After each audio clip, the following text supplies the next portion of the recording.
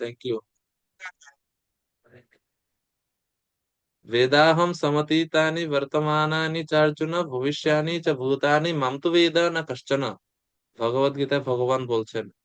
আর নারদ মুনি সেই এট্রিবিউট, সেই বৈশিষ্ট্যগুলা নারদ মুনি ব্রহ্মাজির কাছে বলছেন যে আপনি ভবিষ্যৎ জানেন, আপনি অতীত জানেন, আপনি বর্তমান সবকিছু জানেন। জীবের কি কি ঘটতে যাচ্ছে, ঘটবে, ঘটেছিল সব আপনি জানেন। সেজন্য আপনি হচ্ছেন প্রভু। প্রভু মানে আপনি হচ্ছে কর্তা, আপনি সকলেরই কর্তা, আপনি সকলের নিয়ন্তা। অতএব বিজ্ঞান অবস্থিতম, বিজ্ঞান অবস্থিতম মানে বিশিষ্ট জ্ঞানের দ্বারা এই বিশ্ব সম্বন্ধে আপনি জানেন, বিশ্ব সম্বন্ধে আপনার আপনি অবগত আছেন। কিরকম অবগত আছেন জানেন? কর অমলকবত। কর মানে হচ্ছে আপনার হাত, কর মানে হচ্ছে হাত। কারো হাতে মনে করেন আপনার হাতে একটা আমলকি আছে, আপনার আমলকি তো একটা আপনার হাতে যদি একটা আমলকি থাকে, আমলকির সামনে কি আছে, পিছে কি আছে, আপনি সবকিছু জানবেন না? কিরকম দেখা যাচ্ছে। এবং কর আমলকিপত মানে আপনার হাতের মুঠোর মধ্যে আমলকি, মানে এই আমলকির সম্বন্ধে কোনো কিছু আপনার অজ্ঞাত না। এটা আপনার সম্পূর্ণরূপে, এক হচ্ছে আপনি আমলকির সম্বন্ধে জানেন, দুই হচ্ছে আমলকি আপনার অধীন, আপনার হাতের মুঠোয়। হাতের মুঠো আমরা বলি না তা সে আমার হাতের মুঠোয়, হাতের মুঠো মানে আমার অধীন সে। তো কম আমলকিটা আপনার অধীন। তো সেই রকম ভাবে হে ব্রহ্মাজি আপনি সব এই ব্রহ্মাণ্ড সম্বন্ধে, এই সব কিছু সম্বন্ধে, সর্ব সবকিছু সম্বন্ধে আপনি জানেন এবং সব আপনার অধীন। আপনি হচ্ছেন পরমানিয়ন্তা। তো you know everything, you control everything, আপনি নিয়ন্ত্রণ করেন এবং আপনি সবকিছু জানেন। এইভাবে তিনি পরমেশ্বর রূপ মতো করে ব্রহ্মাজির স্তুতি এখানে নারদ মুনি নিবেদন করছেন। এখন প্রশ্ন হচ্ছে নারদ মুনির মতন তত্ত্বজ্ঞানী তিনি কিভাবে ব্রহ্মাকে ভগবান বলে নিবেদন করতে পারেন? তো এটা নারদ মুনি ব্রহ্মাজি ওনারা উম, এই আচরণ করে আমাদেরকে দেখাচ্ছেন। বা কিছু শ্রেণীর মানুষ আছে যারা ও বিভিন্ন দেবদেবীকে ভগবান বলে মনে করে, পরমেশ্বর ভগবানকে মনে করে না, ভগবান বলে স্বীকার করে না, তাদেরকে শিক্ষা দেওয়ার জন্য এই আচরণটা ব্রহ্মাজি নিজে করছেন। যারে আমি সমস্ত দেবতাদের আদি, ব্রহ্মা সৃষ্টির প্রথম যে ব্রহ্মা, আমি নিজেই পরমেশ্বর, ভগবান নয়, আমি ভগবানের দাস, তাহলে অন্য সমস্ত দেবদেবীদের আর কি কথা। তো এই শিক্ষাটুকু দেওয়ার জন্যই এখানে এই দুজন এরকম আচরণ করতেছে। তো এই জন্য এই করা অমলক বধ, মানে হাতে যখন কারো আমলকি থাকে, আমলকি ফল ধারণ করে থাকে, তখন এই এর অস্তিত্ব, এই আমলকি সম্বন্ধে সবকিছু যেরকম একজন ব্যক্তি জানেন, সেইরূপ হে ব্রহ্মাজি আপনিও সমস্ত কিছু জানেন এবং সবকিছু আপনার অধীন। শঙ্কর সম্প্রদায়ের দ্বাদশ শ্লোকী গ্রন্থ বিশেষ একটা গ্রন্থ আছে, হস্ত আমলক গ্রন্থের নাম, শঙ্কর সম্প্রদায় আদি শঙ্করাচার্যের দ্বাদশ শ্লোকী। এটা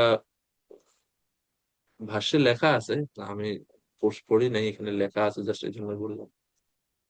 তো পরের শ্লোক, 4 নম্বর শ্লোকে, তো 3 নম্বর শ্লোকে বলছে আপনি সবকিছু সম্বন্ধে জানেন। এটা 4 নম্বর শ্লোকে বলছেন আপনি স্বাধীন, পরমেশ্বর ভগবান আপনি জানেন সবকিছু, এবং খালি জানেনই না, আপনি হচ্ছেন স্বাধীন, স্বরাট। यद विज्ञान यद आधार यद परस्तम यदात्मकः एक सृजसि भूतानि भूतै एवात्ममायया।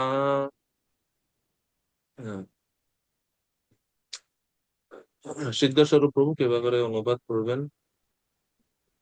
হরে কৃষ্ণ প্রভু, ধন্যবাদ। ধন্যবাদ। অনুবাদ। হে পিতা, আপনার জ্ঞানের উৎস কি? আপনি কার আশ্রয়ে রয়েছেন এবং কার অধীনে আপনি কার্য করছেন? আপনার বাস্তবিক স্থিতি কি? আপনি কি আপনার শক্তির দ্বারা জড় উপাদানের সাহায্যে সমস্ত জীবদের সৃষ্টি করেন? হরে কৃষ্ণ। অনেকে বলে না, আচ্ছা কৃষ্ণ তো ভগবান ঠিক আছে, কিন্তু কৃষ্ণের সৃষ্টিকর্তা কেন? ভগবানের কে সৃষ্টি করছে? আছে না অনেক অজ্ঞ মানুষে জিজ্ঞেস করে। তো নারদ মুনি ওইরকম জিজ্ঞেস করছেন। আগের শ্লোকে বলছে যে আপনি সবকিছু সম্বন্ধে জানেন, তো যেহেতু আপনি সবকিছু সম্বন্ধে জানেন, তাহলে বিশ্বের কথা বা অন্য সবকিছুর কথা পরে বলেন, আগে আপনি নিজের কথা বলেন। আপনি কোত্থেকে আসছেন? ইয়াদ বিজ্ঞান, আপনার উৎসটা কি? ইয়াদ আধার, আপনার আশ্রয় কে? কার উপর আশ্রিত হয়ে আপনি আছেন? ইয়াদ পর, কার অধীন আপনি? ইয়াদ আত্মক, কে আপনার আত্মা স্বরূপ? এইরূপ বিভিন্ন প্রশ্ন স্থাপন করছেন এই শ্লোকের মাধ্যমে। প্রশ্ন জিজ্ঞেস করছেন যে আপনি আপনার সম্বন্ধে আগে বলুন, আপনি কি আপনার শক্তির দ্বারা জড় উপাদানের সাহায্যে সমস্ত জীবদের সৃষ্টি করেন? এখন যদি বলেন যে আহ, আমি ঈশ্বর, তাইলে আবার এই প্রশ্ন করার কি দরকার আছে? ঈশ্বর মানে তো আমি সবকিছু জানি, সবকিছু আমি করি, আবার এই প্রশ্ন কেন করছেন? শ্রীল প্রভুপাদ বলছেন, নারদ মুনি জানতেন ব্রহ্মা কঠোর তপস্যা করার মাধ্যমে সৃজনাত্মক শক্তি লাভ করেছিলেন, অতএব তিনি বুঝতে পেরেছিলেন যে ব্রহ্মা থেকেও শ্রেষ্ঠ কেউ একজন আছে।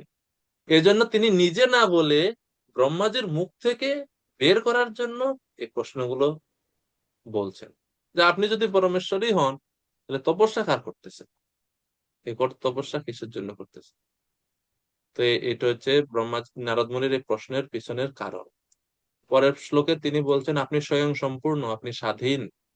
5 নম্বর শ্লোক, আত্মন ভাবয়সে তানি না পরা ভাবয়ন স্বয়ং আত্মা শক্তি আত্মশক্তিম অবষ্টভ্য পূর্ণনাভি ইব অক্লমা পূর্ণনাভি ইব অক্লমঃ। তপস্বী মাতাজি কৃপা করে অনুবাদ করুন 5 নম্বর শ্লোক। হরে কৃষ্ণ প্রভু, ধন্যবাদ। মাকড়সা যেমন অনায়াসে কারো দ্বারা পরাভূত না হয়ে জাল সৃষ্টি করে, আপনিও তেমন অন্য কারো সাহায্য ব্যতীত আপনার স্বয়ং সম্পূর্ণ শক্তির প্রভাবে সৃষ্টি করেন। হুম, আপনি আপনার নিজের অধিষ্ঠান। আগের শ্লোকে যে প্রশ্ন করছেন নারদ মুনি, সেই প্রশ্নগুলোরই উত্তর দিচ্ছেন। আপনার অধিষ্ঠান হ্যাঁ, কে? আপনি কার উপর আশ্রয় করে আছেন? ওই যে আপনি তো পরমেশ্বর, তাহলে আপনার আবার অধিষ্ঠান কে হবে? আপনি নিজের অধিষ্ঠান আত্মনে। আত্মনে অর্থাৎ আপনার নিজের অধিষ্ঠানে আপনি নিজে। আপনি সবাইকে পালন করেন, ভাবায়াসি, আপনি পালন করছেন। তানি না পর ভাবায়ন, অর্থাৎ আপনি নিজ শক্তি বলে আপনি সকলকে পালন করছেন, সৃষ্ট সমস্ত প্রাণীর দিকে পালন করতেছেন। যেরকম পূর্ণ নাভি বা মাকড়সার সঙ্গে তুলনা করছে, মাকড়সা তার নিজের শক্তি থেকে, নিজের শরীর থেকে জাল সুতা নির্মাণ করে, জাল নির্মাণ করে, জাল তৈরি করে। এরপরে সেখানে সে নিজে অবস্থান করে। নিজে অবস্থান করার পরে যখন এই জালের প্রয়োজন শেষ হয়ে যায়, তখন সে নিজেই আবার নিজের ভিতরে সেই জালকে গুটিয়ে নেয়। তো সেই রকম মাকড়সা যেরকম ঘর বাড়ি নির্মাণের জন্য কারো উপর নির্ভর করতে হয় না, নিজের থেকে উপাদান, নিজের শক্তি দ্বারাই সবকিছু করে, আপনিও সৃষ্টিকর্তা। আপনি স্বয়ং সম্পূর্ণ, আপনি স্বাধীন, আপনি ইন্ডিপেন্ডেন্ট। আপনি কারো সাহায্য নিতে হয় না, আপনি নিজের শক্তির দ্বারাতে এই জগৎ সবকিছু সৃষ্টি করতে। আপনি হচ্ছে সেলফ সাফিসিয়েন্ট, আত্মতুষ্ট। আপনি কারো উপর নির্ভরশীল নয়। আমরা কোনো কিছু করার জন্য অন্যের উপর নির্ভরশীল থাকতে হয়। যে কোনো কিছুর জন্য আমরা একা কিছু করতে পারি না। কিন্তু হে ব্রহ্মাজি, আপনি হচ্ছেন স্বয়ং সম্পূর্ণ স্বাধীন। তো মাকড়সা যেরকম নিজের শক্তিতে সূত্র নির্মাণ করে, বাসা তৈরি করে, ঘর তৈরি করে, আপনিও সেই রকম ভাবে এই জগৎ সৃষ্টি এবং পালন করেন। এখন নারদ মুনি, ব্রহ্মাজি বলছে আচ্ছা আমি যে সৃষ্টি করি, পালন করি, আমার কি খুব পরিশ্রম হয় না? বলছে না না, অক্লামহ, মানে শ্রম রহিত। অর্থাৎ এই যে সৃষ্টি পালন করছেন, অনায়াসে এটা করতেছেন আপনি, আপনার কোনো পরিশ্রম হয় না এতে, হে ব্রহ্মাজি। এখন আমাদেরকে একটু যেতে হবে প্রথম স্কন্ধে। প্রথম স্কন্ধে আমরা দেখছি যে পরিভাষা সূত্র একটা আছে। প্রথম ভাগবত পরিভাষা সূত্রটা কি ছিল? ভাগবতের পরিভাষা সূত্র কি, কে বলতে পারবে? হ্যাঁ, সদাশ্রয় প্রভু, মাইক আনমিউট করুন।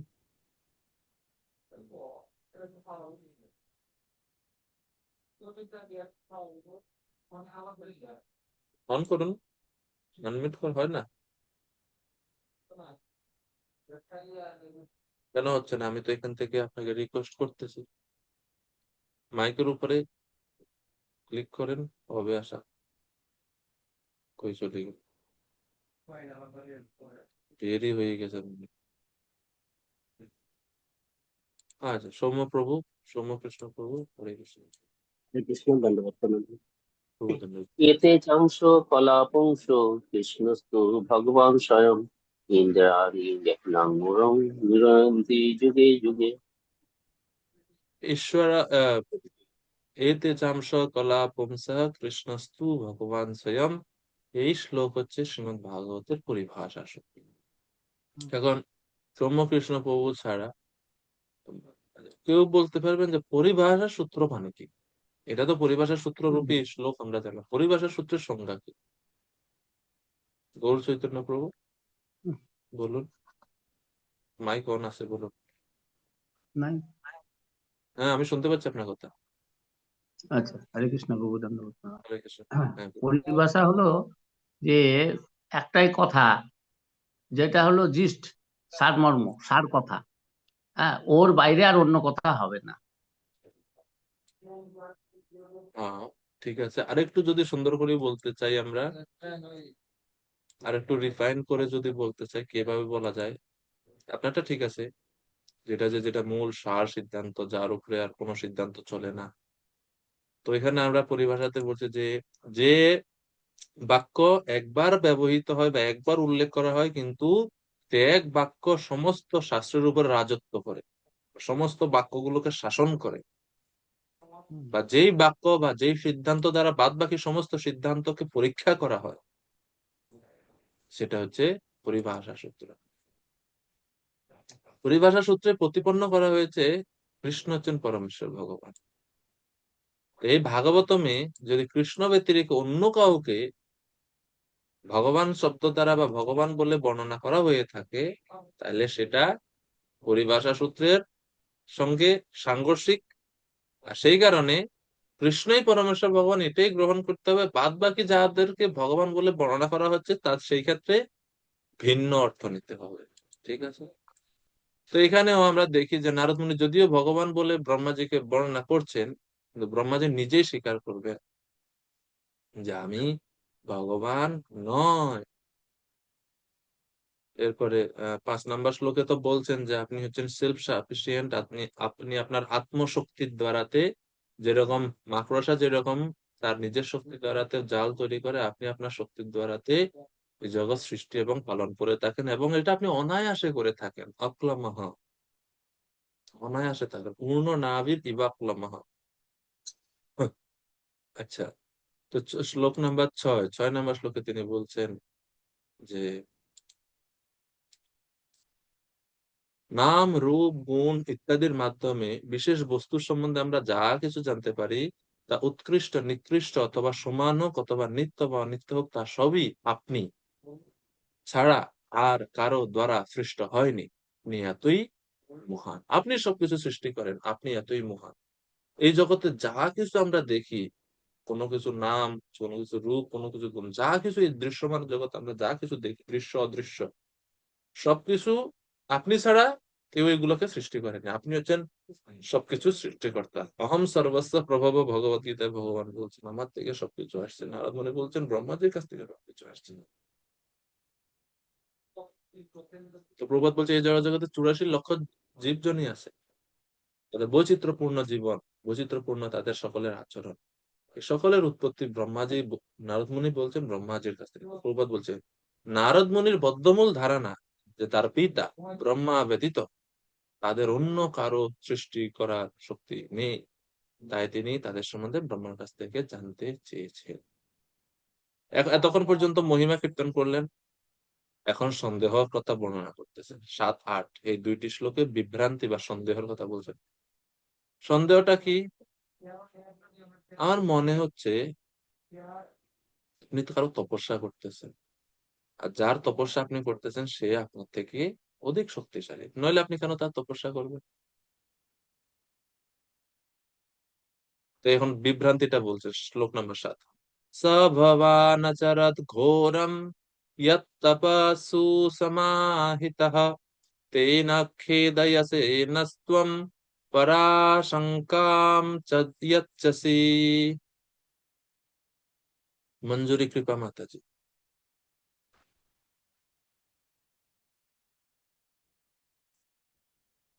7 নম্বর শ্লোকের অনুবাদ। নাম প্রভু, হরে কৃষ্ণ। আপনি যদিও সৃষ্টির ব্যাপারে অত্যন্ত শক্তিশালী, তথাপি আপনি সেই পূর্ণ রূপে অনুসরণ করে কঠোর তপস্যা করেছেন, সে কথা ভেবে আমরা আশ্চর্যজনিত চিত্তে অনুমান করি যে আপনার থেকেও অধিক শক্তিশালী আর কেউ একজন রয়েছেন। হরে এতদিন কৃষ্ণ। পর্যন্ত আমি জানতাম না হম বেদ পরহ, আপনার থেকে উৎকৃষ্ট কেউ নাই, এতদিন পর্যন্ত আমি জানতাম বা বিশ্বাস করতাম। কিন্তু ইদানিং আমি দেখতেছি যে আপনি ভবান অচরৎ ঘোর তপম, আপনি ঘোর কঠোর তপস্যা করছেন, এবং খামখেয়ালি ভাবে তপস্যা না, সুসমাহিত, সুসমাহিত মানে পূর্ণ নিয়মানুবর্তিতা, নিষ্ঠার সহিত আপনি তপস্যা করছেন। এবং এটা দেখে খেদ আছে নাস্তম নহ, আমাদের মনে এটা কষ্ট দেয়। আরে আপনি পরমেশ্বর, আপনি আবার কার তপস্যা করেন? এটা কষ্ট দেয় আপনার।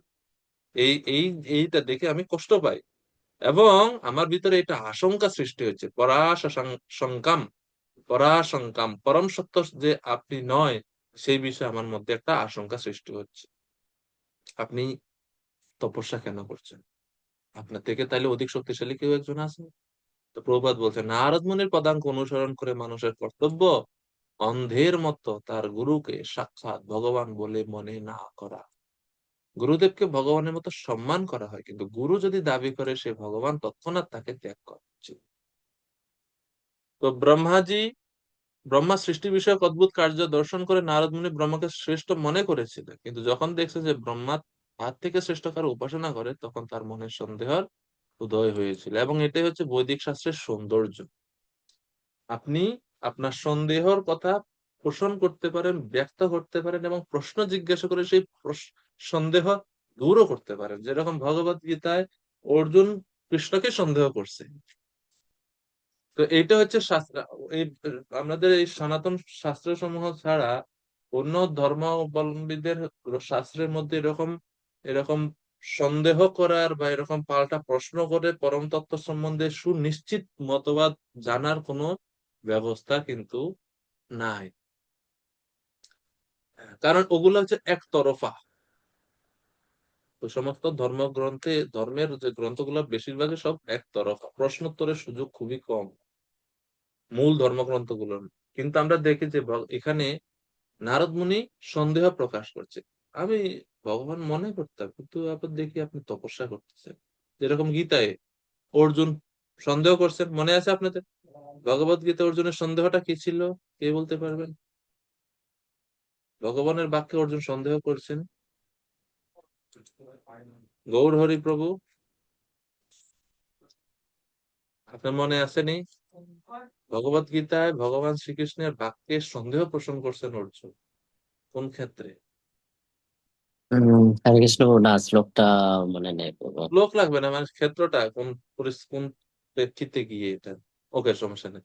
উম, আহ, আমাদের শ্রী চৈতন্য প্রভু কৃপা করে সর্বজ্ঞ নিময় প্রভু দুইজন আছেন।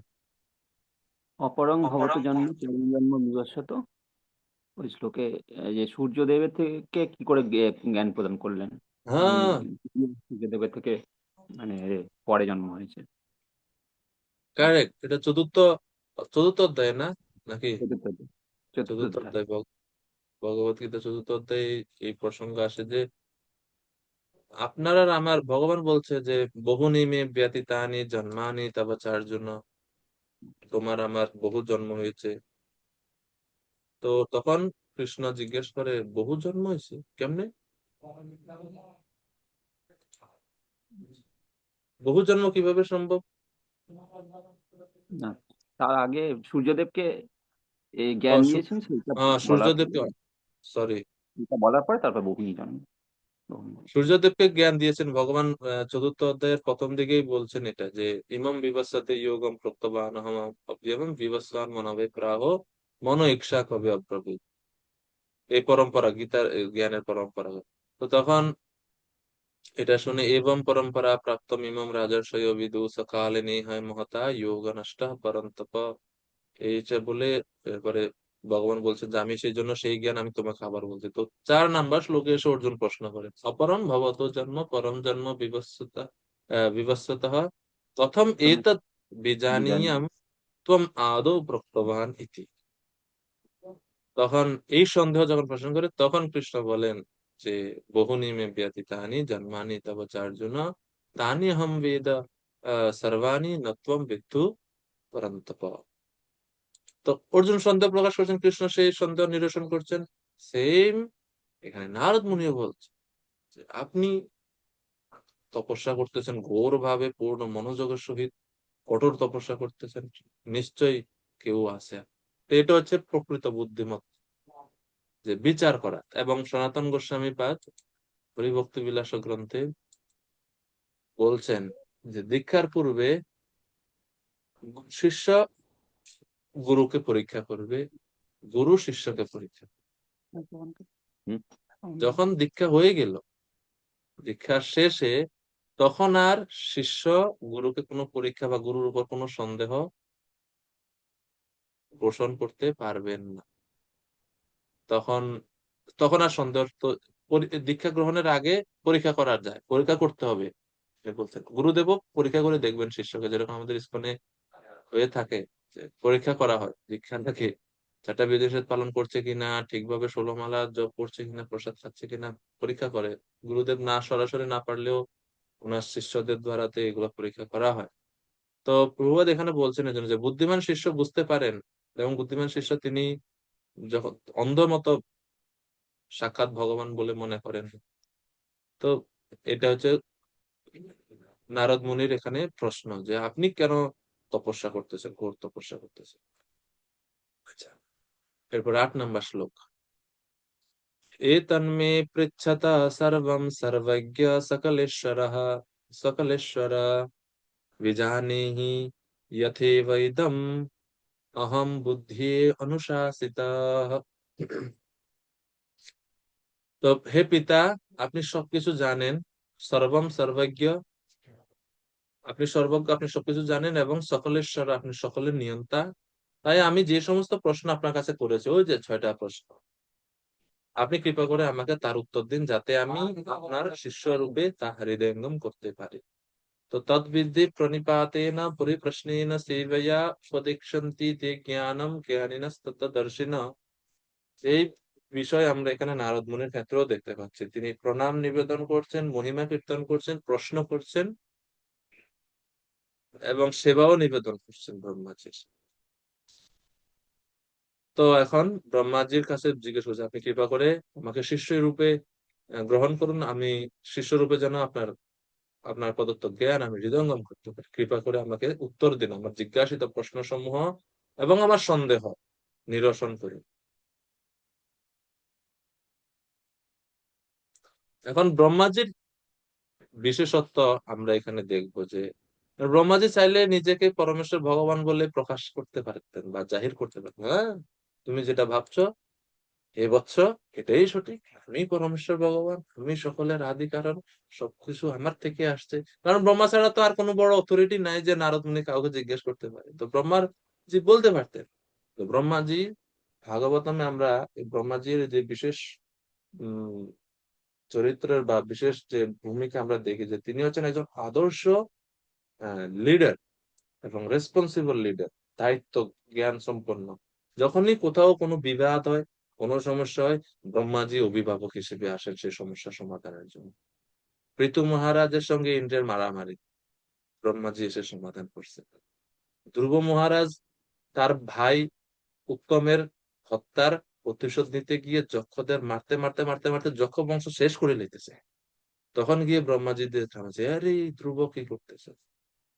তো সমস্ত পরিস্থিতিগুলোতে আমরা দেখি যে ব্রহ্মাজি একজন আদর্শ নেতার মতো, একজন রেসপন্সিবল লিডারের মতো তিনি সব জায়গাতে তিনি এই ভূমিকা নিয়ে আসেন। তো সেই একই রকম আচরণ আমরা এখানেও ব্রহ্মাজিৎ দেখছি, যে তিনি তার তিনি মিথ্যাভাবে নিজেকে পরমেশ্বর বলে বলতে পারতেন এবং মিথ্যা সম্মান অর্জন করতে পারতেন, কিন্তু তিনি সেটা করেননি। তিনি বাস্তব বা পরমসত্য যে জিনিসটা, চিরন্তন সত্য যে জিনিসটা, সেটা তিনি নারদ মুনির কাছে প্রকাশ করছেন, এবং এটাই হচ্ছে একজন গুরুর ভূমিকা বা একজন লিডারের ভূমিকা।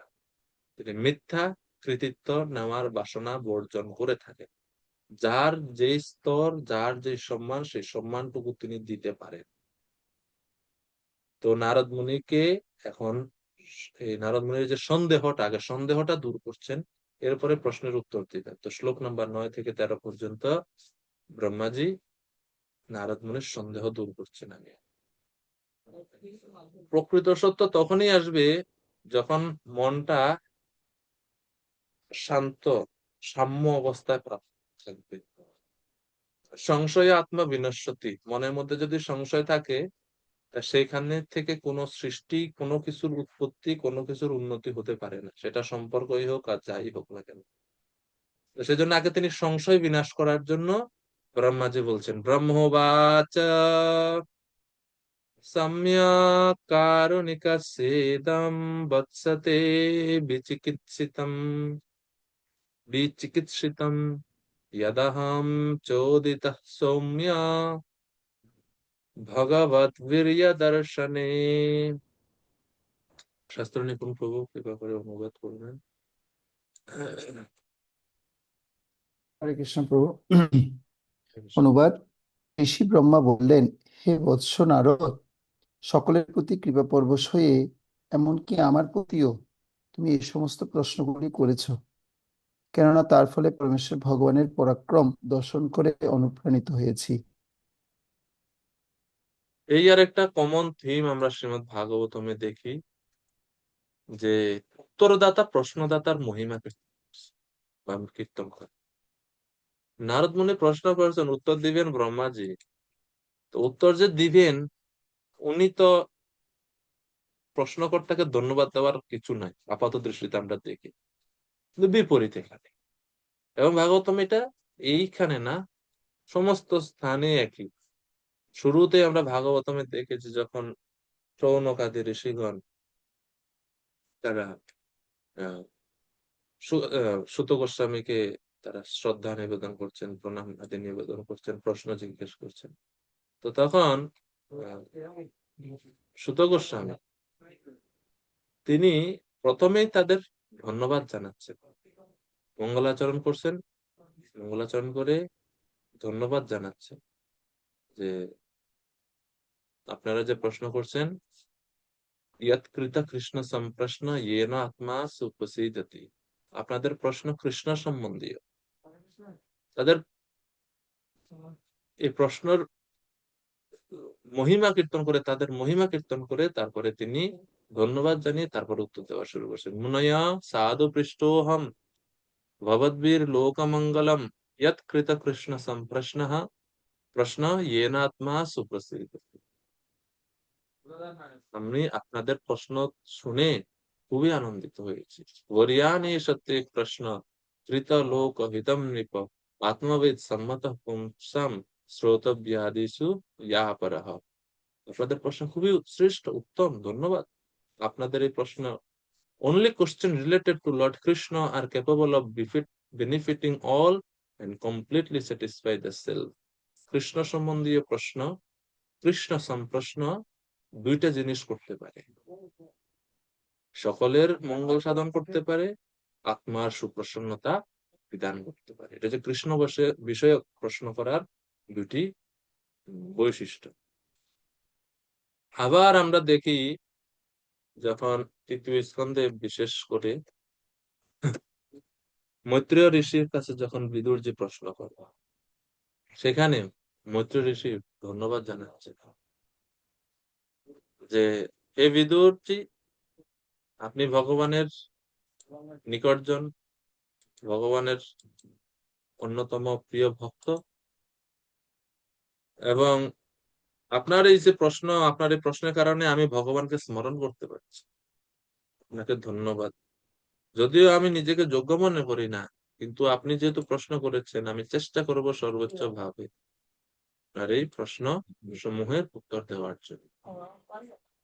এতৎ সত্যুর ভগবত দৈব কর্মাত্ম রূপিণঃ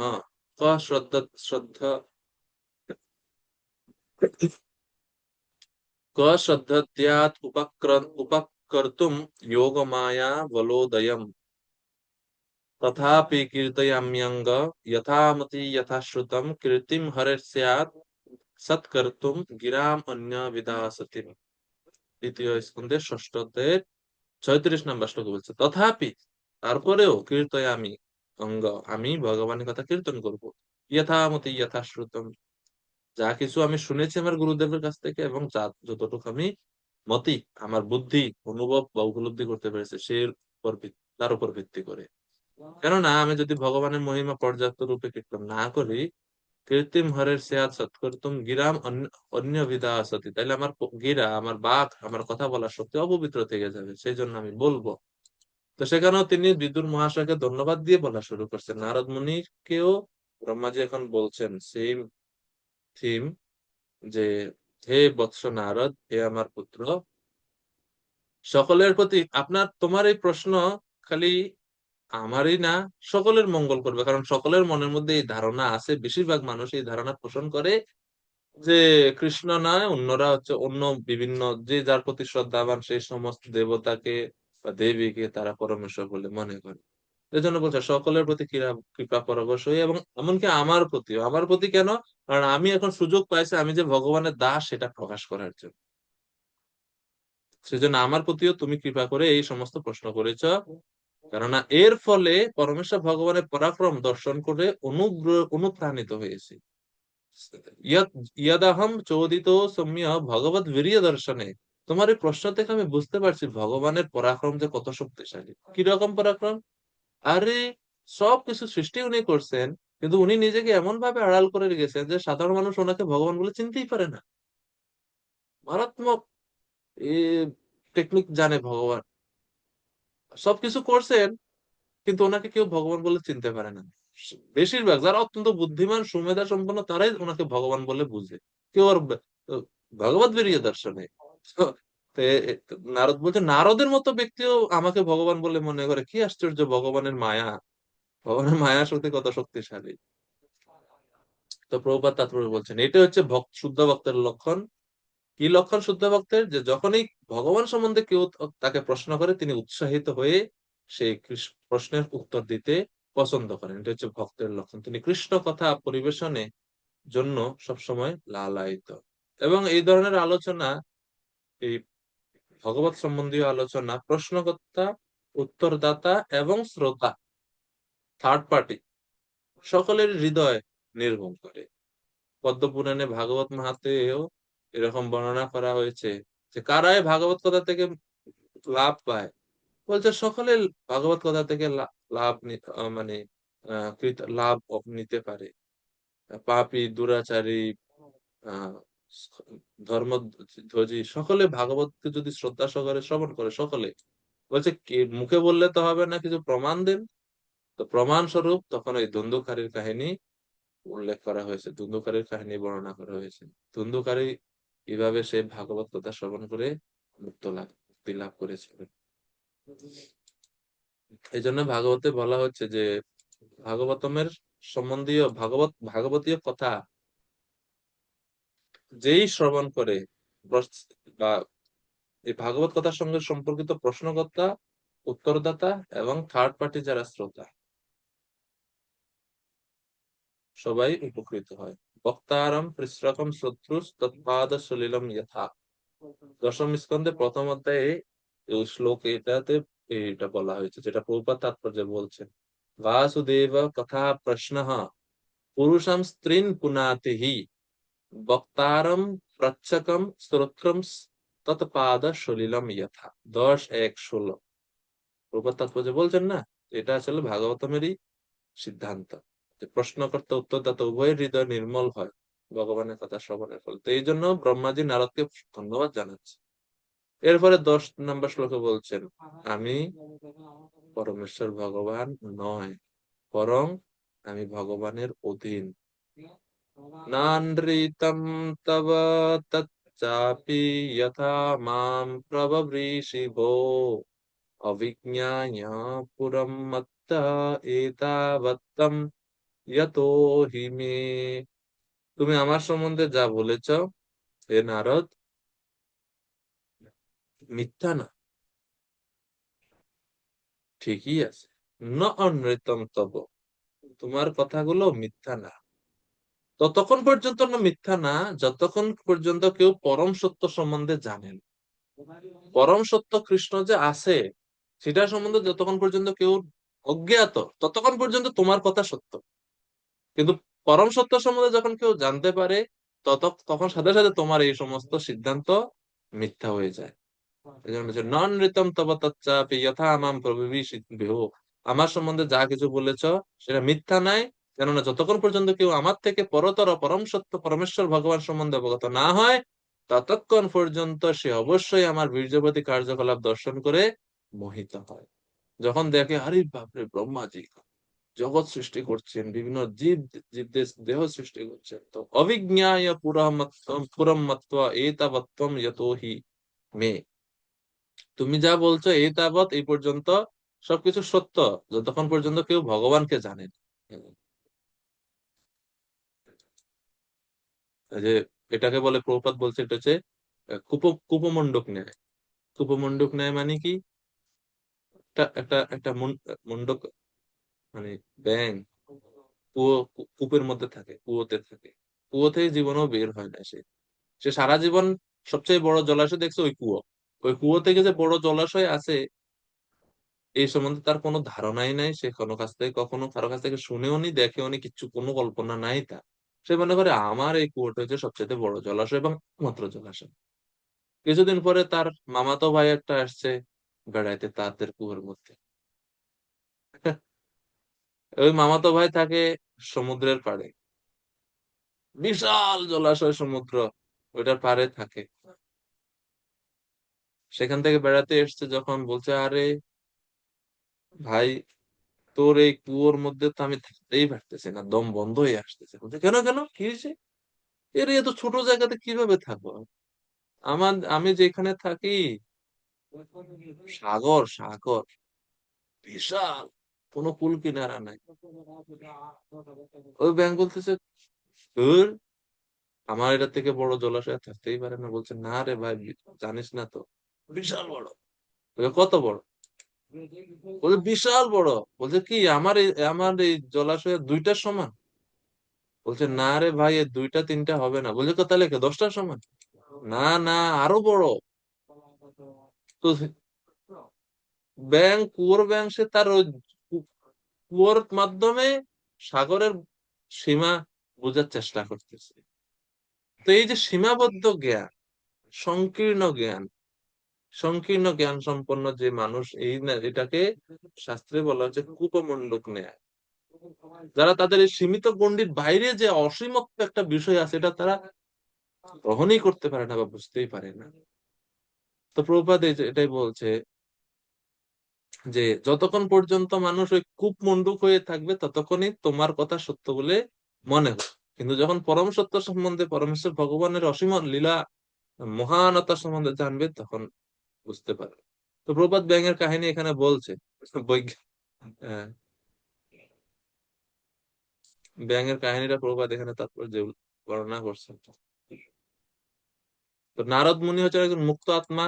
মুক্তির পর তিনি নারদ নামে পরিচিত হন, কিন্তু মুক্তির পূর্বে তিনি ছিলেন একজন সাধারণ দাসী পুত্র। এখন প্রশ্ন হতে পারে যে নারদজি কেন পরমেশ্বর সম্বন্ধে অবগত ছিলেন না এবং কেন তিনি ব্রহ্মাকে পরমেশ্বর বলে মনে করেছিলেন, যদিও প্রকৃতপক্ষে তিনি তা নন। তো প্রবাদ বলছে মুক্ত পুরুষেরা কখনো এই প্রকার ভ্রান্ত ধারণা দ্বারা মোহিত হন না। তাহলে নারদজি কেন এরকম অল্প জ্ঞান সম্পন্ন সাধারণ মানুষের মতো এই প্রশ্নগুলো করেছিলেন? এই প্রকার মোহ অর্জুনেরও হয়েছিল। অর্জুনও নিত্য পার্ষদ, কিন্তু মোহিত হয়ে গেছিলেন ভগবানের মায়াত দ্বারাতে। তো কেন? তো প্রভুপাদ বলছে যে নারদের মনে ব্রহ্মাজির সর্বশক্তিমান হওয়ার যে ভ্রান্ত ধারণা উদয় হয়েছিল, তা কুপমণ্ডুকদের পক্ষে একটি সুন্দর শিক্ষা, যাতে তারা ভগবান সম্বন্ধে ভ্রান্ত ধারণার প্রভাবে মোহাচ্ছন্ন না হয়ে ভগবানের সঙ্গে ব্রহ্মার মতো মহান ব্যক্তিরও তুলনা না হয়, তারা যেন মোহাচ্ছন্ন না হয়। পরমেশ্বর ভগবান সর্বাবস্থাতেই পরমেশ্বর, এবং এই গ্রন্থের তাৎপর্যে বহুবার আমরা প্রতিপন্ন করবার চেষ্টা করেছি যে কোন জীব এমনকি ব্রহ্মা পর্যন্ত ভগবানের সমকক্ষ হওয়ার দাবি করতে পারে না। তো নারদ মুনি এই যে অজ্ঞতার আচরণ করছেন বা বাহ্যিক ভাবে দেখাচ্ছেন, সেটা হচ্ছে ভগবানের মাহাত্ম্য বর্ণনা বা প্রকাশ করার জন্য।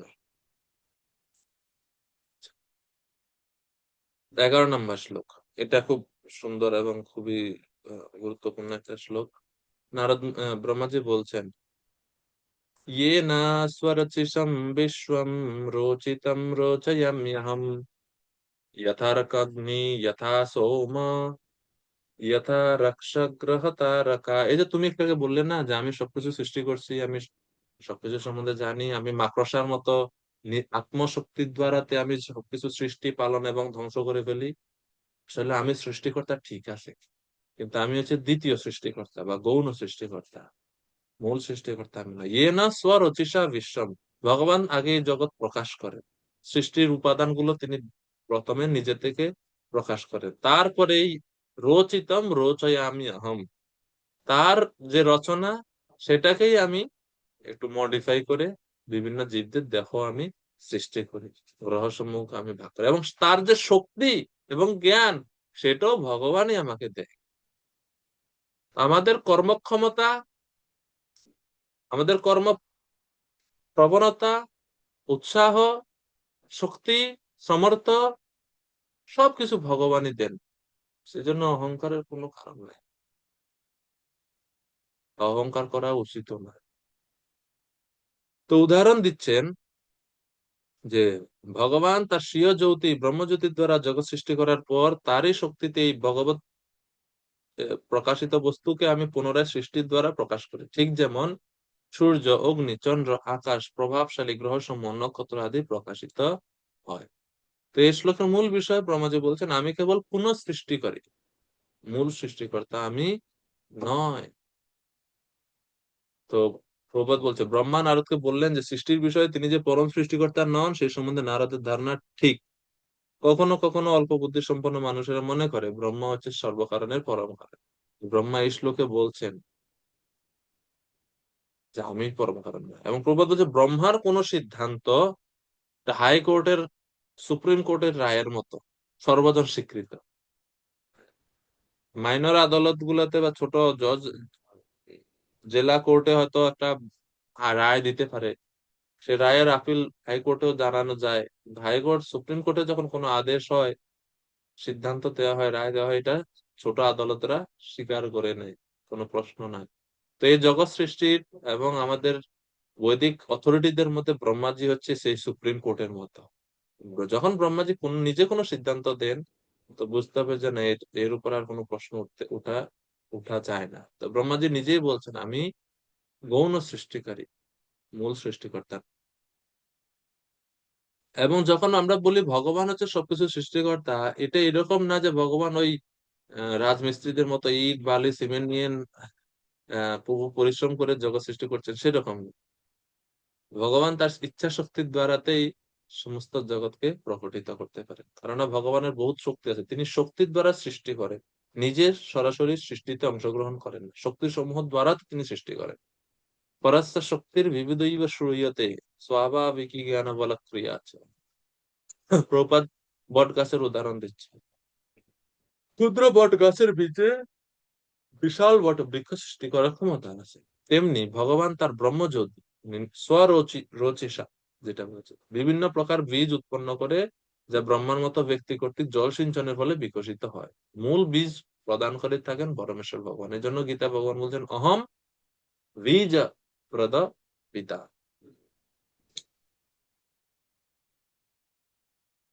জড়জগতে সূর্য, অগ্নি, বিদ্যুৎ, চন্দ্র কিরণের ইত্যাদি প্রকাশের কারণ আকাশের সমস্ত জ্যোতিষ্ক সূর্যের সৃষ্টি। সেই সূর্য ব্রহ্মজ্যোতির সৃষ্টি, এবং ব্রহ্মজ্যোতি হচ্ছে ভগবানের দেহ নির্গত রশ্মি ছিল, তাই পরমেশ্বর ভগবান সমগ্র সৃষ্টির পরম কারণ।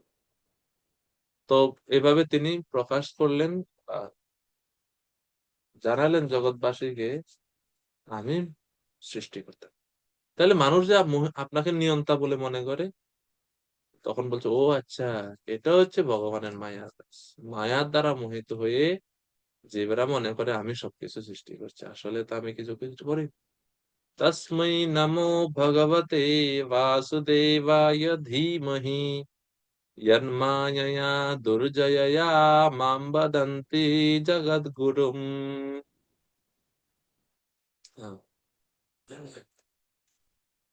গৌর চৈতন্য প্রভু কৃপা করে অনুবাদ করবেন।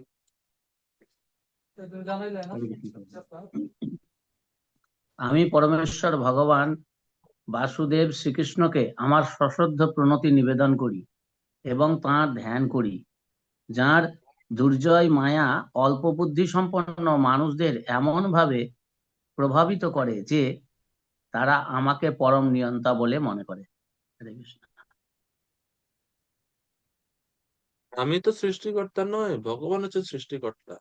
আমি তার দ্বারা নিযুক্ত হয়ে তার প্রদত্ত উপাদানগুলোর দ্বারা বিভিন্ন রূপ সৃষ্টি করি, দেহ সৃষ্টি করি।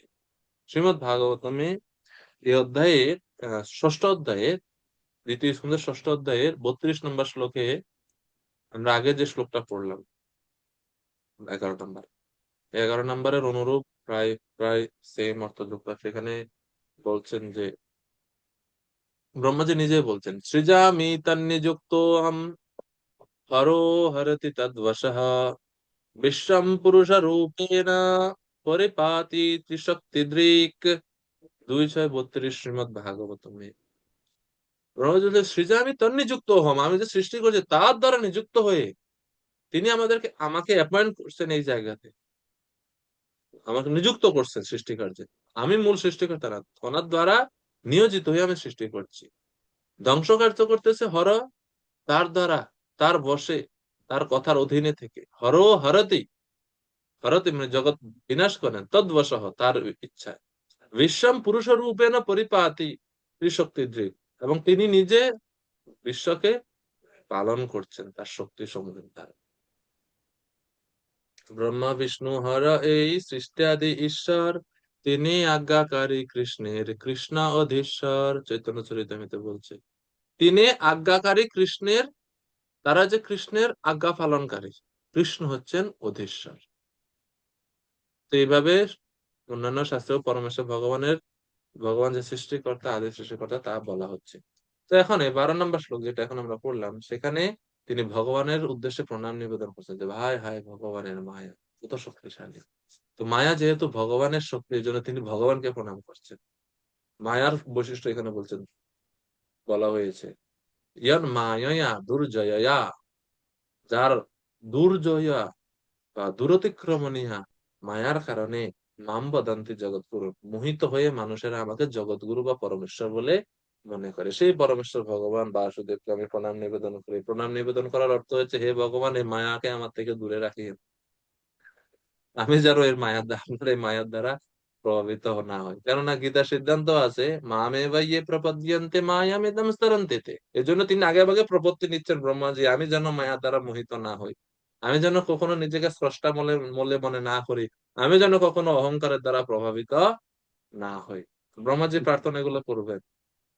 ব্রহ্মাজি বলছেন যে না ভারতী ম্যঙ্গ মৃষোপলক্ষতে না বৈ কচিন মে মনসা মৃষা গতি না মে ঋষিকানি পতন্ত্য সৎপতে যন্মে হৃদয়োৎকণ্ঠবতা ধৃতৌ হরিঃ। আমি যেহেতু হৃদয়ে উৎকণ্ঠার সহিত সবসময় ভগবানকে ধারণ করে থাকি, সেই কারণে তিনটা জিনিস আমার হয় না কখনো। ন ভারতী মে অঙ্গ মৃষু উপলক্ষিত, আমি কখনো মিথ্যা কিছু বলি না, বা আমি যা কিছু বলি সেটা কখনো মিথ্যা হয় না। না ভাই কচিন মে মনসা মিশাগতি, আমার মন কখনো অধম বা অধম জিনিসে বা খারাপ জিনিসের প্রতি যায় না। না মে ঋষি কাহানি পতন্তে আসৎপথে, আমার ইন্দ্রিয় সমূহ কখনো আমাকে খারাপ কোনো কিছুতে ধাবিত করতে পারে না। কেন? আমি সবসময় ভগবানকে আমার হৃদয়ে ধারণ করে রাখি এই জন্য। জন্মে হৃদি উৎকণ্ঠাবতা ধৃত হলে, উৎকণ্ঠার সহিত, একাগ্রতার সহিত আমি সবসময় ভগবানকে হৃদয়ে ধারণ। এসব শ্লোকের দ্বারা এটাই বোঝা যাচ্ছে, বা ব্রহ্মাজি এটাই প্রকাশ করছেন যে তিনি পরমেশ্বর ভগবানের অধীন এবং অধীন থাকতে পছন্দ করেন। তো মায়ার থেকে বাঁচার জন্য তিনি আগে ভাগে ভগবানের প্রপত্তি স্বীকার করছেন যে, হে প্রভু আমি আপনার শরণাগত, তস্মৈ নমো ভগবতে বাসুদেবায় ধীমহি ইয়ন্মায়া দুর্জয়া মাম বদন্তি জগৎগুরু। হে প্রভু, দেখুন সকল তো সকল জগতের গুরু বলা হয় ব্রহ্মাকে। ব্রহ্মাজি বলছে না না, আমি সকল জগতের গুরু না। এই যে মানুষ এটা বলে, এটা হচ্ছে ভগবানের মায়া দ্বারা মোহিত হয়ে তারা বলে। এবং এই যে এটা দেখে যখন কেউ ব্রহ্মাজিকে পরমেশ্বর ভগবান বলে সম্বোধন করে, বা এরকম স্বতন্ত্র ভগবান বলে বা দেবতা বলে মনে করে, ব্রহ্মাজি হাসেন, ঈষৎ হাসেন এবং বিস্মিত হন। বিস্মিত হন ভগবানের মায়া দেখে আর হাসেন জীবের অজ্ঞতা দেখে, হায় হায় রে জীব রে। তোদের জন্য ব্রহ্মসংহিতা দিলাম, ব্রহ্মসংহিতার প্রথম শ্লোকে তোদেরকে বললাম ঈশ্বর পরম কৃষ্ণ, অত কিছু বলার পরেও তোমরা বুঝো না আর আমাকে পরমেশ্বর ভগবান বলে মনে করো। তো এটা দেখে ব্রহ্মাজি হাসেন, বিস্মিতও হন। জি রে, জীব অত মোহিত কিভাবে হয়। আমি ব্রহ্মস্তুতিতেও বলছি, নৌমিদ্যত প্রবপুষে তড়িতম্বরায় গুঞ্জাবতম সপরিপিচ্ছল সন্মুখায় वान्याश्रजा कवलवित्र विषानवेनु লক্ষ্মীশ্রিয়ে মৃদুপদে পশু পঙ্কজায়া। এরপরেও জীবেরা ভুলে যায় আর আমাকে বলে তারা আমি বলে জগৎগুরু। তো এভাবে বিস্মিত হয়ে এবং ঈষৎ হাস্যযুক্ত হয়ে ব্রহ্মাজি এইটা এই ভাব, তো সেই ভগবানকে আমি প্রণাম করি, নমো ধীমহি, সেই ভগবান বাসুদেবকে আমি নমস্কার করি এবং ধীমহি তাকে আমি ধ্যান করি যাতে আমি মায়া থেকে মুক্ত থাকতে পারি। চৈতন্য চরিতামৃতের মধ্যলীলা 21তম অধ্যায়। এই লীলা বা এই বিষয়টা এখানে খুব সুন্দরভাবে পদ্ম আকারে বর্ণনা করা হয়েছে। মানে ব্রহ্মাজির যে ব্রহ্মাজি এখন আগে আগে প্রণাম করেছে, কারণ ব্রহ্মাজিও মাঝে মাঝে মোহিত হয়ে গেছেন ভগবানের স্থিতি দেখে নিজেকে তিনি সর্বোচ্চ অথরিটি ভাবছেন মাঝে মাঝে। লীলার বর্ণনা আছে চৈতন্য চরিতামৃতে। লীলাটা হচ্ছে এরকম, একদিন দ্বারকাতে কৃষ্ণ দেখিবারে ব্রহ্মা আইলা দ্বারপাল জানালো কৃষ্ণেরে। একদিন দ্বারকা কৃষ্ণ তো আছেন, লীলা করছেন, ব্রহ্মাজি আসছেন দ্বারকাতে। দ্বারপাল এসে কৃষ্ণকে জানাইছেন যে ব্রহ্মা আসছেন। কৃষ্ণ বলছেন, কৃষ্ণ কহেন কোন ব্রহ্মা, কি নাম তাহার? দ্বারী এসে ব্রহ্মাকে পুছে আরবার। কৃষ্ণ জিজ্ঞেস করছেন কোন ব্রহ্মা, কোন ব্রহ্মা এবং তার নাম কি? তো দ্বারী এসে ব্রহ্মাকে আরবার মানে পরে আবার জিজ্ঞেস করছে যে আপনি কে এবং আপনার আইডি কার্ডটা দেখান, আপনার নাম কি, কোন ব্রহ্মা, কোন লোক থেকে আসছেন? বিস্মিত হইয়া ব্রহ্মা দ্বারীকে কহিলা, কহ গিয়া সনক পিতা চতুর্মুখ আইলা। হ্যাঁ, কোন ব্রহ্মা? কোন ব্রহ্মা মানে কি? ব্রহ্মা তো একজনই, আমি ছাড়া আবার অন্য কোনো ব্রহ্মা আছে না? বলে কোন ব্রহ্মা? তো তখন একটু রাগ করে ব্রহ্মাজি বলছে, কহ গিয়া, গিয়ে বলো সনক সনাতন আছে না চতুষ্কুমার, তাদের পিতা ব্রহ্মা আসছে। কহ গিয়া সনক পিতা চতুর্মুখ আইলা, আমি চতুর্মুখ ব্রহ্মা। কৃষ্ণে জানাইয়া দাঁড়ি ব্রহ্মা লইয়া গেলা, কৃষ্ণের চরণে ব্রহ্মা দণ্ডবত কইলা। তো যখন কৃষ্ণকে জানাইছেন দ্বারে গিয়ে, কৃষ্ণ বলছে ঠিক আছে আসতে বলো। আর কৃষ্ণ বুঝে গেছে অলরেডি ভাবটা কি চলছে। তো কৃষ্ণকে প্রণাম নিবেদন করছেন ব্রহ্মাজি, চরণ বন্দনা করছেন। এরপরে কৃষ্ণে কৃষ্ণ মান্য পূজা করি তারে প্রশ্ন কইলা, কি লাগি তোমার ইহা আগমন হইল? এ ব্রহ্মাজি বসুন, বসান সিট দিয়ে। বলছে কি ব্যাপার, কেন আসছেন, কি সেবা করতে পারি, কি দরকার? ব্রহ্মা কহে তাহা পাছে করিব নিবেদন, এটা পরে বলবো। কেন আসছি এটা পরে, আগে আমার সমস্যার সমাধান করেন, সংশয় সমাধান করেন। এক সংশয় মনে হয় করহ ছেদন। একটা সংশয় মনের মধ্যে আসছে, আগে এটা ছেদন করেন, তারপরে কেন আসছে তা বল। কি কি সংশয়? তো ব্রহ্মা কি বলছে, কোন ব্রহ্মা পুছিলে তুমি, কোন অভিপ্রায়ে? আমি বই জগতে আর কোন ব্রহ্মা রহে হয়? কোন ব্রহ্মাটা কেন জিজ্ঞেস করছেন? আমি ছাড়া এই জগতে আর অন্য কোনো ব্রহ্মা আছে না?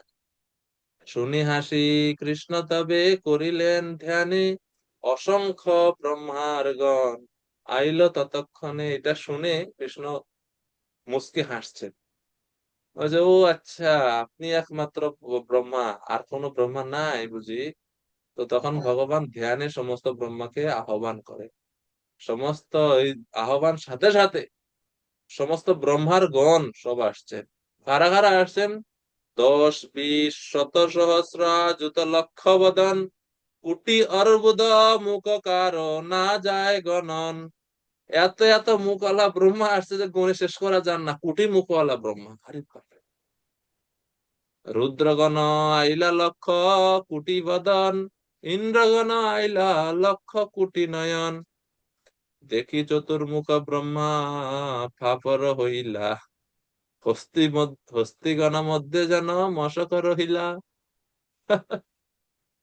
তো বলছে এত বড় বড় ব্রহ্মা, এত মাথাওয়ালা ব্রহ্মা, এত এত মস্তক যুক্ত রুদ্র, এত চক্ষু যুক্ত ইন্দ্র আসছে, এ চতুর্মুখ ব্রহ্মা ভয়ে ফাপর হইলা, ভীতশ্রদ্ধ হয়ে গেছে, আরে বাপরে। এবং তুলনা দিচ্ছে হস্তিগণ মধ্যে যেন মশক রহিলা, হাতিদের মাঝখানে একটা মশা যেরকম মনে হয়, এত বড় বড় ব্রহ্মা ইন্দ্র রুদ্রর মাঝখানে এই চতুর্মুখ ব্রহ্ম এই মশার মতন মনে হচ্ছে, দেখাই যান না তার। আশিস ব্রহ্মা কৃষ্ণ পাদ পীঠ আগে, দণ্ডবত করিতে মুকুট পাদ পিঠে লাগে। তো সবাই এসেই লম্বা হয়ে দণ্ডবত প্রণাম। আর এত এত মাথা একসাথে কৃষ্ণের চরণে পড়তেছে, মস্তকের যে মুকুট ঝনঝন শব্দ করতেছে। মানে পুরো কৃষ্ণের দ্বারকার নগরীর প্রাসাদ পুরো কাঁপতেছে ঝনঝন শব্দে। কৃষ্ণের অচিন্ত শক্তি লিখিতে কেহ নারে, যত ব্রহ্মা তত মূর্তি একই শরীরে। পাদপীঠ মুকুটাগ্র সংঘট্টে উঠে ধ্বনি, পাদপীঠে স্তুতি করে মুকুট হেন জানি। জোড় হাতে ব্রহ্মরুদ্র আদি করয়ে স্তবন, বড় কৃপা করিলে প্রভু দেখাইলে চরণ। তো এইভাবে সমস্ত ব্রহ্মারে এভাবে স্তুতি করছে না, চতুর্মুখ ব্রহ্মা তখন বুঝতে পারছেন, হায় রে, আমি হচ্ছে লিস্টের সবচেয়ে ছোট্ট, আর আমি ভাবতেছি আমি বিশেষ ভালো কিছু। তো তখন থেকে ব্রহ্মাজি সাবধান হয়ে গেছে, আর ভগবানের মায়া ভয়ঙ্কর, এজন্য আগে আগে প্রণাম করছে, হে মায়া দেবী, নারদ মুনিকে আপনি মোহিত করছেন করছেন, আমাকে আর মোহিত করিয়েন না, বহুত মোহিত হয়ে নাস্তা নাবুদ হয়ে গেছে এমনিতে। তারপর ব্রহ্ম বিমোহন লীলার সময় আবার ব্রহ্মাজি ভগবানের স্থিতি ভুলে গেছে, তো সেই কাহিনী আপনারা জানেন। তো এই হচ্ছে স্থিতি ব্রহ্মাজি। তো এই জন্য ব্রহ্মাজি ভগবানের কাছে প্রণাম নিবেদন করছেন। তস্मै নমো ভগবতে বাসুদেবায় ধীমহি। তো প্রপাত ব্রহ্মসংহিতার শ্লোক বলছেন যে ব্রহ্মসংহিতা ব্রহ্মাজি সেখানেও তিনি সিদ্ধান্ত দিয়েছেন কৃষ্ণ হচ্ছেন পরমেশ্বর ভগবান। তো 13 নম্বর শ্লোক, মায়া মোহিত জীব কেবল নিজেকে ভগবান বলে মনে করে। বলছে বিলজ্জমানয়া ইয়স্য স্থাতুম ইচ্ছা স্থাতুম ইচ্ছাপথা মুয়া, বিমোহিতা বিকর্তন্তে মমাহমিতি দুর্ধিয়াঃ। নিমাই হরিদাস প্রভু কৃপা করে অনুবাদ করবেন এবং এরপরে আপনার প্রশ্ন। ভগবানের মায়া শক্তি তার কার্যকলাপের জন্য লজ্জাবোধ করার ফলে ভগবানের সম্মুখে আসতে পারেন না। কিন্তু যে সমস্ত জীব মায়ার দ্বারা মোহিত হয়েছে তারা সর্বদাই আমি এবং আমার এই চিন্তায় মগ্ন হয়ে সর্বক্ষণ প্রলাপ করে। হরে কৃষ্ণ। ধন্যবাদ। এখন আপনি কিছু জিজ্ঞাসা আছে? হ্যাঁ প্রভু, প্রভু আগের শ্লোকটাতে আছে জগৎ গুরুম, এবং জগৎ গুরুমের অনুবাদে লেখা আছে যে পরমেশ্বর ভগবান। তো শব্দার্থ লেখা আছে জগৎ গুরু মানে জগৎ প্রভু, মানে ভগবান। তো আমরা তো প্রভুপাদকে জগৎ গুরু বলি, এবং আচার্যরাও দেখা গেছে যে অনেক আচার্যদেরকে জগৎ গুরু বলে সম্বোধন করা হয়। মহাপ্রভু চৈতন্য চরিতামৃতে প্রকাশানন্দ সরস্বতীকে জগৎ গুরু বলেছেন। তো আজকে আমাদের গৌরী মঠের একজন প্রভু মানে সিনিয়র বৈষ্ণব, উনি বলছিলেন যে জগৎ গুরু গৌর মহাপ্রভু, এই যে গুরু পরম্পরার যে কীর্তনটা আছে তাতে উনি বলছিলেন যে ঈশ্বরপুরীকে ধন্য করিলেন শ্রী চৈতন্য জগৎ গুরু গৌর মহাপ্রভু। তো আজকাল তো যাকে তাকে জগৎ গুরু বলা হয়, কিন্তু জগৎ গুরু হচ্ছে একমাত্র মহাপ্রভু। তো এই ক্ষেত্রে আপনার একটু স্পষ্টীকরণ চাই। যদিও প্রভুপাদ জগৎ গুরু, তাতে কোনো সন্দেহ নেই, এবং সেই অনুষ্ঠানে আমি এরপরে আবার জগৎ গুরু ছিল প্রভুপাদ বলে কীর্তন করেছিলাম। যেহেতু আজকে এটা পেয়েছি, সেজন্য আপনার কাছ থেকে আরেকটু পরিষ্কার হতে চাই এই বিষয়টা। আমি কোন বিষয়ে মানে স্পেসিফিকলি কোন বিষয়ে বলবো বা কি বিষয়ে আপনি এই যে আমরা প্রভুপাদকে জগৎগুরু বলি, কিন্তু এখানে জগৎগুরু বোঝাচ্ছে যে জগতের যিনি জগৎ প্রভু, জগৎগুরু মানে জগৎ প্রভু। আর এখানে মহা ব্রহ্মা এখানে বলতেছেন এই জগৎগুরু মানে ভগবান। তো আমরা কখনো কখনো আচার্যদেরকে জগৎগুরু বলি। তো এই বিষয়টা একটু স্পষ্ট করার জন্য আর কি, যে জগৎগুরু কি আচার্যদেরকে বলা যায় কিনা। ধন্যবাদ প্রভুজি। এই ক্ষেত্রে যখন আমরা কোনো আচার্যকে জগৎগুরু বলি এবং যখন ভগবানকে বলা হয় জগৎগুরু বা অখিল জগৎগুরু বা ত্রিলোকের গুরু, সেক্ষেত্রে প্রেক্ষাপটটা একটু ভিন্ন। যখন আমরা বলি ভগবানকে যখন আহ জগৎগুরু বা ত্রিলোকের গুরু বলা হয়, এর কেন?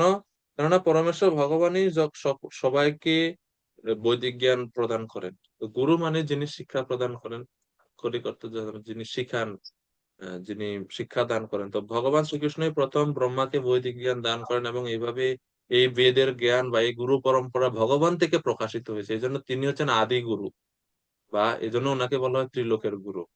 আর যারা ভগবানের এই যে গুরু পরম্পরা ধারায় যুক্ত যথার্থ আচার্য, যিনি ভগবান শ্রীকৃষ্ণের মুখ নিঃসৃত এই দিব্য বাণী সমূহ, এই চিন্ময় শিক্ষা সমূহ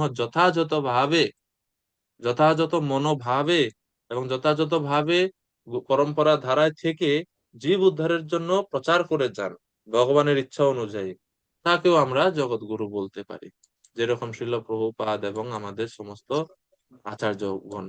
তো সেক্ষেত্রে এইসব উপদেশামৃতের প্রথম শ্লোকের বিচার করা উচিত। জগৎগুরু হতে হলে বাচ বেগঃ মনসঃ ক্রোধ বেগ জিহ্বা বেগমুতরূপস্থ বেগম এতান বেগান ইয়ো বিষহেত ধীরস সর্বাপিমাম পৃথিবীম সশিষ্যাদ। এটা হচ্ছে জগৎগুরু বা গোস্বামী হওয়ার বিষয়, যে তিনি কৃষ্ণ তত্ত্ববেত্তা হবেন এবং এই 6 প্রকার বেগ তিনি সম্পূর্ণরূপে সংযত করবেন, পরম্পরা ধারায় থাকবেন এবং কৃষ্ণের ভগবান শ্রীকৃষ্ণ প্রণীত বা বেদ আদিতে যে সমস্ত নির্দেশ আছে সেগুলোকে অবিমিশ্রিত ভাবে, কোনো মিশ্রণ না করে, মন মতো কোনো মনের মাধুরী না মিশিয়ে যথাযথভাবে পরিবেশন করবেন, তিনি জগৎগুরু নামের যোগ্য।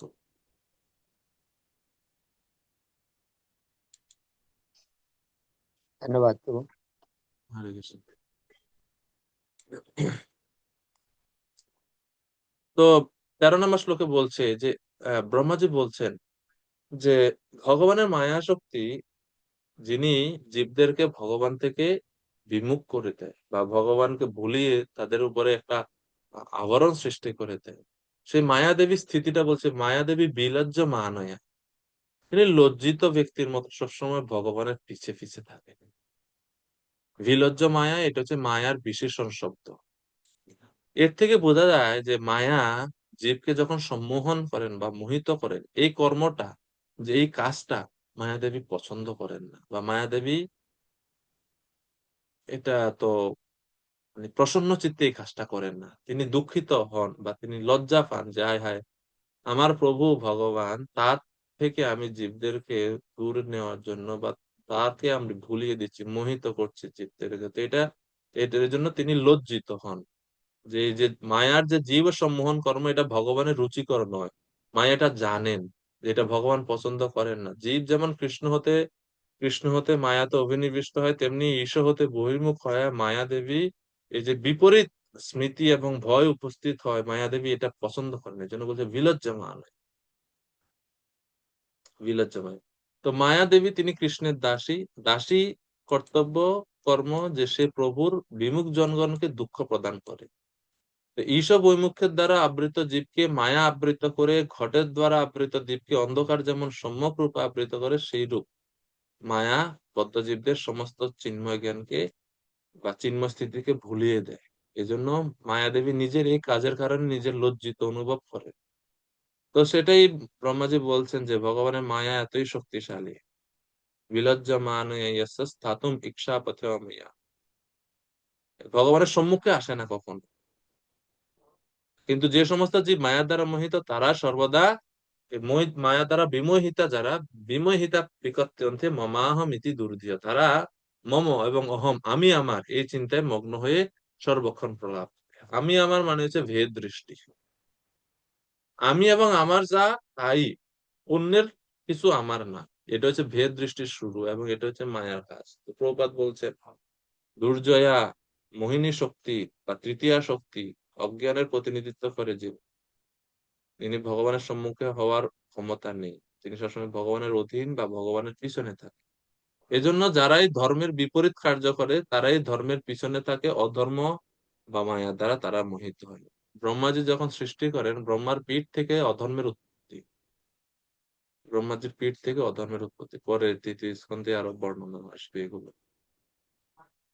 এই জন্য প্রভুপাদ বলছেন যে বৈদিক শাস্ত্রের সিদ্ধান্তে অর্থহীন প্রকল্পের সমর্থন করা হয়নি এবং সর্বশ্রেষ্ঠ প্রকল্প হচ্ছে আমি এই, এটি আমার, এইটা, এই আমি আমার ধারণাটাই হচ্ছে জড়বন্ধনের মূল কারণ, যেটা মায়ার দ্বারা মোহিত হয়ে জীব মনে করে। তো এই মম অহম, এই বিষয়টাই হচ্ছে আমাদের এই জড়জগতে আবদ্ধ থাকার একমাত্র বন্ধনে। কৃষ্ণ বলি যেই জীব অনাদি বহির্মুখ, অতএব মায়া তারে দেয় সংসার দুঃখ।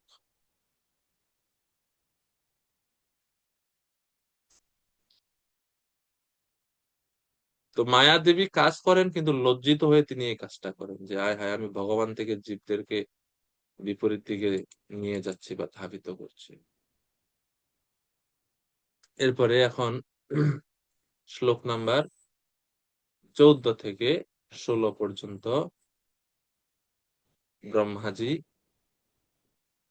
নারদ মুনি জিজ্ঞাসিত প্রশ্নের উত্তর দেওয়া শুরু করছে। তো আমরা যখন প্রশ্ন দেখেছিলাম আপনাদেরকে মনে আছে, 14 নম্বর শ্লোকে কোন প্রশ্নের উত্তর দেওয়া হয়েছে কে বলতে পারবেন? গৌর চৈতন্য প্রভু। যত রূপম, মহাবিশ্বের লক্ষণ সমূহ কি? জগতের লক্ষণ সমূহ কি বা মহাবিশ্বের লক্ষণ সমূহ কি, ইয়দ রূপম, এই প্রশ্নের উত্তর দেওয়া হয়েছে এই 14 নম্বর শ্লোকে।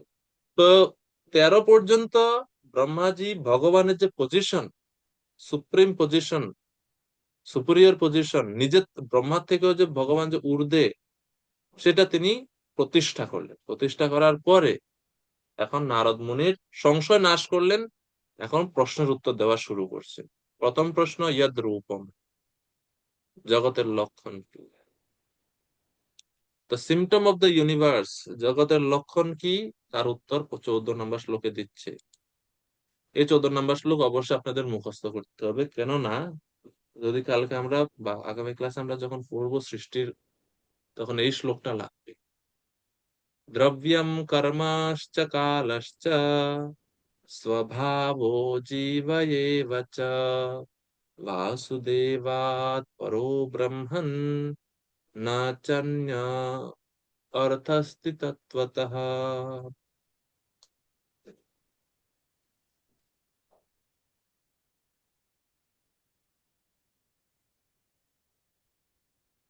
সৃষ্টির 5টি মৌলিক উপাদান বা পঞ্চ মহাভূত, সেই পঞ্চ মহাভূতকে এই শ্লোকে বলা হচ্ছে দ্রব্য।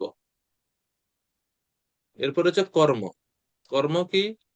যার মাধ্যমে আমরা জন্ম, আমরা বারবার দেহ ধারণ করি, জন্ম, সেই কর্মটাকে বলা হচ্ছে দ্রব্য কর্ম। 3 নম্বর হচ্ছে কালশ্চ, কাল বলতে শাশ্বত কাল, যেটা ভগবানের শক্তি, কালকে বোঝাচ্ছে। এটা হচ্ছে 4 নম্বর হচ্ছে জীবের স্বভাব, স্বভাব জীব এব চ, স্বভাব মানে হচ্ছে জীবের স্বভাব, যেটা পূর্ব জীবনে বা পূর্বকল্পে প্রলয়ের আগে জীবের সঞ্চিত আছে জীবের সাথে, সেই স্বভাব। এবং জীব, জীব নিজে মানে জীবাত্মা। এই যে 5টা জিনিস, এই সমস্তই পরমেশ্বর ভগবান বাসুদেবের বিভিন্ন অংশ, এই ভগবানেরই বিভিন্ন অংশ এই 5টা জিনিস। এবং বাসুদেব থেকে এদের ভিন্ন কোনো সত্তা নেই। যখন ভগবান বাসুদেবকে যদি আমরা মাইনাস করে দিই, তাহলে এই 5টার কোনো অস্তিত্ব থাকবে না। এবং জগতের লক্ষণ বা জগৎ সৃষ্টি হয়েছে এই 5টা জিনিসের দ্বারাতে। তো সৃষ্টির বর্ণনা আমরা যখন পড়বো, তখন আমরা দেখবো যে কিভাবে এই 5টা জিনিস হচ্ছে সৃষ্টির মূল উপাদান সমূহ। ভগবান বাসুদেব থেকে 5টা জিনিস প্রকটিত হলো, দ্রব্য, কর্ম, কাল, স্বভাব, জীব। ভগবান ছাড়া এদের কোনো আলাদা কোনো অস্তিত্ব নেই। ভগবান ছাড়া জীবের কোনো অস্তিত্ব নেই, ভগবান ছাড়া কাল শক্তির কোনো অস্তিত্ব নেই, ভগবান ছাড়া জীবের স্বভাব আসবে না, ভগবান ছাড়া কর্ম থাকতে পারে না, এবং দ্রব্য বা ভৌতিক যে উপাদান, যে সৃষ্টির যে উপাদান সমূহ, সেই উপাদান সমূহ ভগবান ছাড়া কেউ সৃষ্টি করতে পারে না। পঞ্চমহাভূত। তো এখানে কাল এবং জীব হচ্ছে ভগবানের শক্তি। দ্রব্য, কর্ম, স্বভাব এগুলো হচ্ছে শক্তির মাধ্যমে প্রকাশিত বস্তু। তাহলে শক্তিমান পরমেশ্বর ভগবান বাসুদেব তো থাকতেই হবে, কারণ শক্তিমান যদি না থাকে তাহলে শক্তি থাকবে না, এবং শক্তি থেকে প্রকাশিত অন্য সমস্ত বস্তুও থাকবে না। এই জন্য সিদ্ধান্ত হচ্ছে সবকিছু হচ্ছে ভগবান বাসুদেব থেকে আসছে। তো প্রথম প্রশ্নের উত্তর হচ্ছে ভগবান বাসুদেব। ইয়দ রূপম, জগতের লক্ষণ কি? ভগবান বাসুদেব। তো শিল প্রভুপাদ বলছেন, ভগবানের অন্তরঙ্গা শক্তি, বহিরঙ্গা শক্তি সম্ভূত সবকিছু ভগবানের জ্যোতির বিভিন্ন প্রকাশ। ঠিক যেমন আলোক, তাপ, ধূম, অগ্নি বিভিন্ন প্রকাশ, অগ্নি বিভিন্ন প্রকাশ, তাদের কোনটি অগ্নি থেকে ভিন্ন নয়, সম্মিলিতভাবে তাদের বলা হয় আগুন।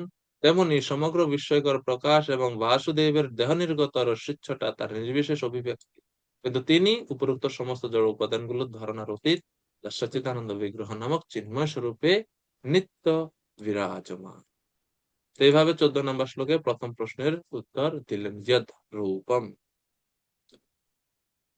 বেদান্ত দর্শনে গোবিন্দ ভাষ্যের প্রারম্ভে বলদেব বিদ্যাভূষণ তিনি বলছেন, ঈশ্বর জীব প্রকৃতি কাল কর্মাণি পঞ্চতত্ত্বানি শ্রূয়ন্তে। শুরুতেই তিনি এই ঈশ্বর সম্বন্ধে, জীব সম্বন্ধে, প্রকৃতি সম্বন্ধে, কাল সম্বন্ধে এবং কর্ম সম্বন্ধে, এই 5টি তত্ত্ব সম্বন্ধে তিনি বর্ণনা করে শুরু করছেন।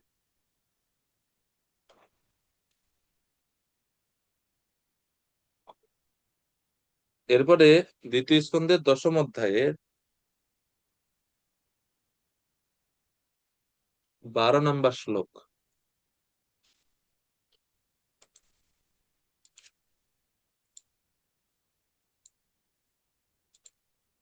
দ্রব্যম কর্মশ্চ কালশ্চ স্বভাব জীব এব চ যদ অনুগ্রহত সন্তি না সন্তি যদ উপেক্ষয়া।